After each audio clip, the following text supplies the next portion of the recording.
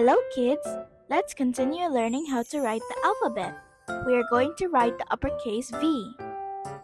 Start at the top and do a slanted line to the right and do a diagonal line back up. Let's continue writing the lowercase v.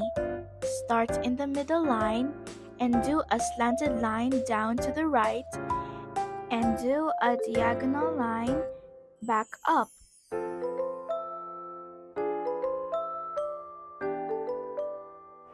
Well done!